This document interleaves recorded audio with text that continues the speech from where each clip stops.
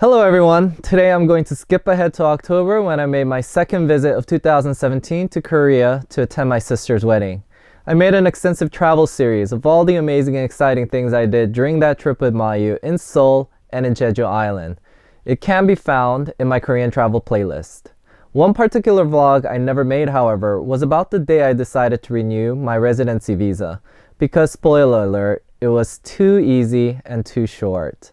At the end of the video, I'll explain the significance this event played in my decision and why it may play a part in your decision if you're also thinking of a long-term stay in Asia as well, in my journey back to Korea. 할아버지 사랑해.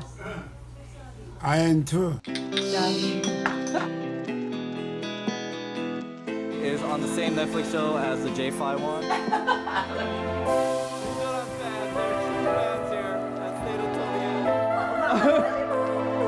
It's like I'm going crazy. I am here today at the Seoul Immigration Office. It's close to the Yeongdeunpo-Gucheong subway station, and it's been a pretty pain-free experience. I came here completely unprepared.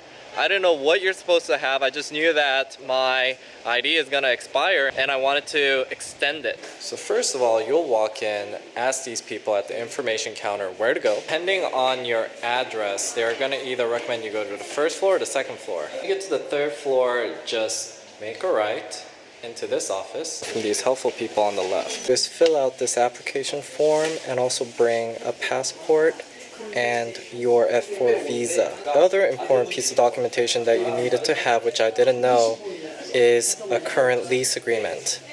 However, I live with my aunt, so I don't have a lease agreement.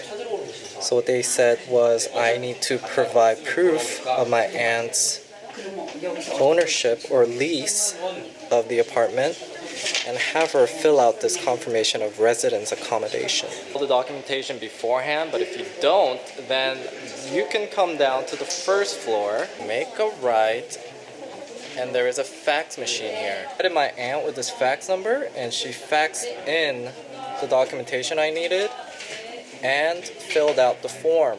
However, before we go back to the third floor, we're gonna now stop by the second floor and make a left. Left corner, you'll see a stamp place. You need to buy a $60 stamp. Back up to the third floor, they gave me a number and I waited. They said it would take an hour, but I was in and out in about 30 minutes. One thing to note, however, is that you need to make an online reservation. It's a requirement and they're pretty sticklers about that. However, I showed them a plane ticket that I'm leaving on Tuesday. Now they said you have to come the day before if you have a plane ticket, and they couldn't make an exception because they said that's just the rules. So right now it's actually Friday, a few days right before I'm leaving, but I had to come up with an excuse, which is a legitimate excuse. I said I'm going in for a physical, and then they start asking me all these questions. I said, well, I have a hernia and I need to do all sorts of tests, etc. And then they just sort of said, okay, fine. So you could talk your way out of it, but it has to be within a reasonable time frame.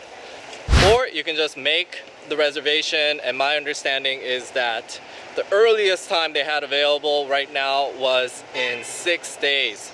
So plan at least a week beforehand and then make a reservation, have all the required documents, and it'll save you the trouble. Alright guys, so that was a super short vlog. I warned you ahead. Yeah, there's really not much to it. I just showed up with absolutely no plans. And even though I didn't follow their procedures, which I certainly should have, I was even surprised at myself that I sort of argued and excused my way through it. And they still got me the renewal relatively pain-free, even let me use their fax machine to get the documents I was missing, etc. On that day. So how does this play into me feeling like I belong maybe in Korea? You obviously know that I have attachment to Korea because of my family, my grandfather in particular, as you saw in my previous videos of my journey to Korea. And you'll also see in my future videos about my journey to Korea how I have an attachment to my aunt, and I have an uncle as well, who I feel very attached to, but I'm not sure I can show footage of that. And also my parents. So that's coming in the future, but I think it's relatively self-explanatory, but the country's immigration policy has a lot to play with how one would maybe feel like they belong there. I mean, just simply put, if you can't legally stay there, I don't care if you think you belong there and your heart is there, you can't be there. Yeah? You should get out. You shouldn't be an illegal, right? That's just my train of thought, guys. I don't know how to break that down. It's simple. And my particular situation in Korea, obviously, is significantly easier for me to have a legal status here. Just by the nature of the fact that I have Korean family members and that I'm in their family register, I'm just a permanent resident. Voila. I just show up to the office and I say I'm in the register, give me permanent residency. They give it to me. And whereas in Thailand, I'm having to teach English and, making money and to have a valid status with a work permit, I have to report to the government every 90 days. And I have to do a big ordeal where I go, hours up to a government office, wait hours in line, etc. And make sure, I'm not even moving my fingers wrong, to make sure I get my visa renewed and I'm in good status. And usually, in my experience, every year there's some big policy change that, creates some kind of, to be fair, maybe unwarranted panic amongst the expat community, because it's usually not as bad as it sounds. But we're always having to scramble at the very end to try to be legal. Even when I have valid work and a work permit, these are all realities. Whereas in Korea, I renew that visa every 3 years. And if I just, did what I probably would have done in Thailand, researched a little bit ahead of time, I would have probably been in and out of there in 5 minutes. And it was mind-blowing to me, again, just how they made an exception for me. But the reason why I even attempted to do that there is because my previous experiences with Korean government offices has been that if I argue that it's not fair, or that I have a particular circumstance, or that doing this is inefficient and that they're not serving their citizens and the people that they're supposed to serve. In my case, I'm not a citizen, but they're not just being efficient, then they usually make an exception. As crazy as that sounds, I'm saying this right now and it sounds crazy because you can't even do that in America. It's just policy. But the way things work here in Korea with government officials, they're particularly scrutinized if they're not doing their job efficiently. So I can always argue on the basis of efficiency somehow, and they generally seem to make an exception. Yeah, I almost feel like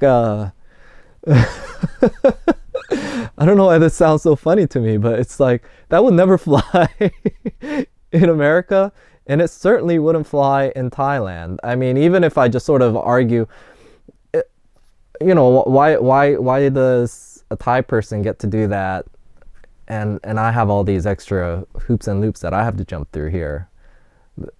They can just simply answer because you're not Thai. And I just sort of had to accept it. That's like, I don't know how many times I've actually heard that, but I go into a government office and expect something to be done. It's applied differently, and I sort of go, hey, how come they get to do this because you're not Thai? which was probably my last experience. I went to just renew my driver's license. I had a household registry. I own a condo there. So I showed it to them. They said, you know what? We can't renew your driver's license. And I'm like, why? It's like, because you're not Thai. You have to go get an immigration letter from your embassy, which costs $70. So I was trying to avoid doing that. And I quoted, this is actually policy that you have to accept it. And they told me, oh, okay, but you'll only get a license that's valid in Bangkok. I don't want to go into this rant, but at the end of the day, I just accepted it because they said I'm not Thai. But here, I've never ever heard because you're not Korean.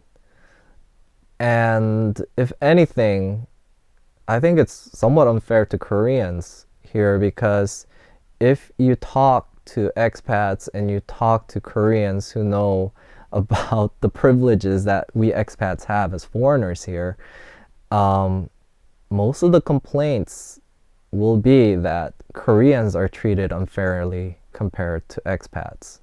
So everything is backwards here. I'm not saying that this is good policy, because in all fairness, I think what Thailand's doing is probably the right thing, looking out for their citizens first and the interests of their country first. But for one reason or another, in Korea, I almost feel, and even other expats generally agree, that they have privileges that normal Koreans don't have, like very easy employment. We can just become English teachers, and as English teachers, we actually make quite a lot of money compared to the average Korean worker, just by the fact that we speak English. And as expats, we get away with a lot of things that normal Koreans otherwise wouldn't be able to get away with, because they don't expect us to know the culture as well.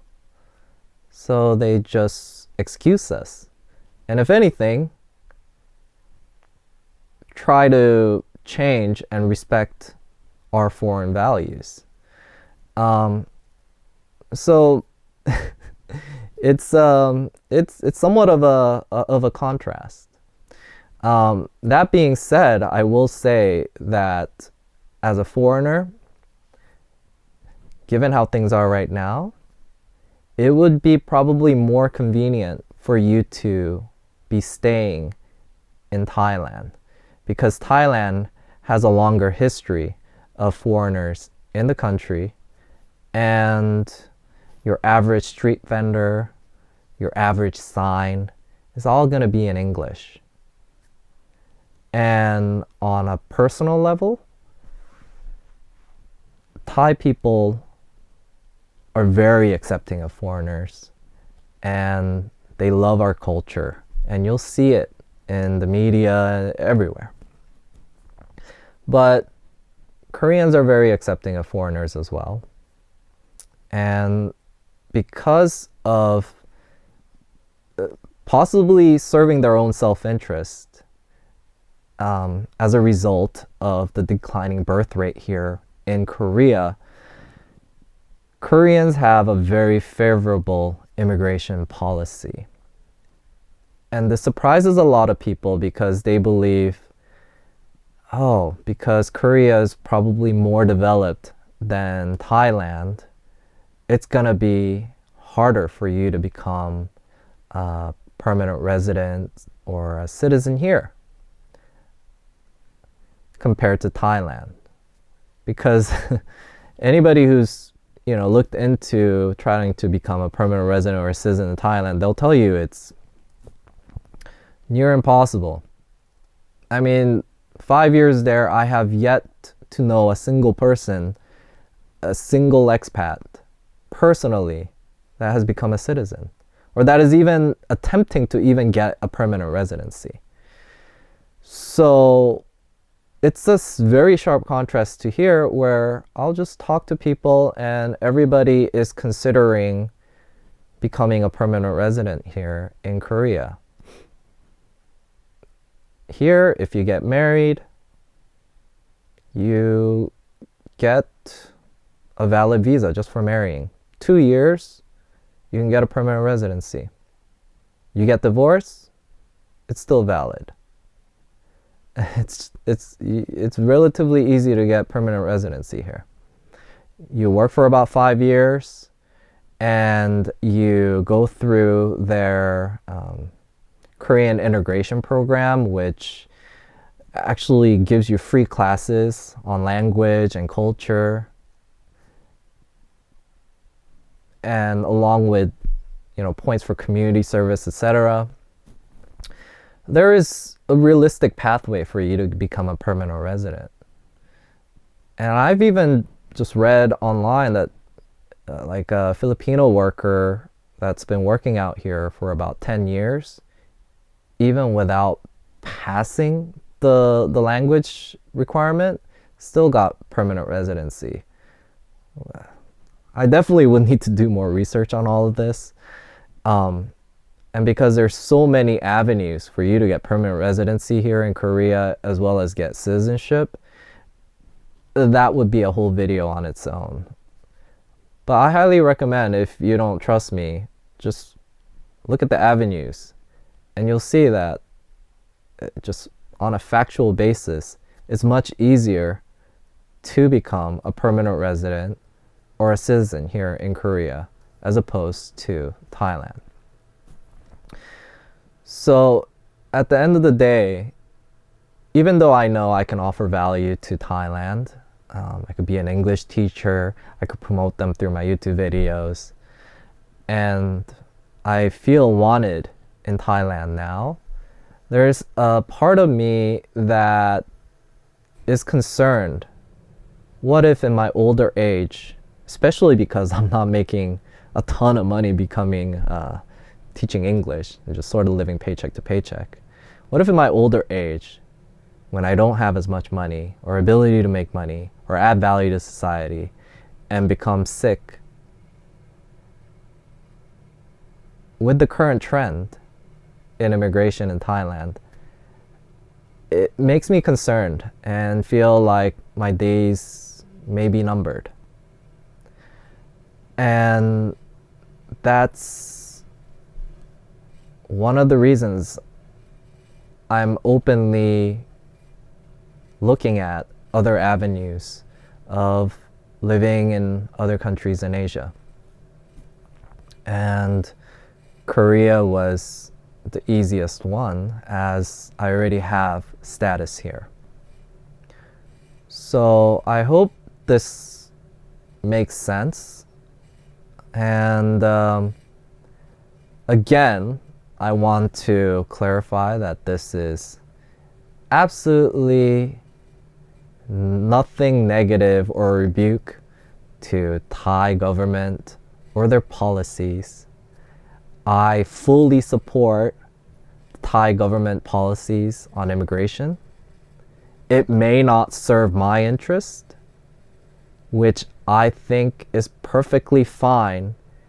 And I myself, if I was Thai, think, and as an American, also think America should serve the interest of their citizens and their country.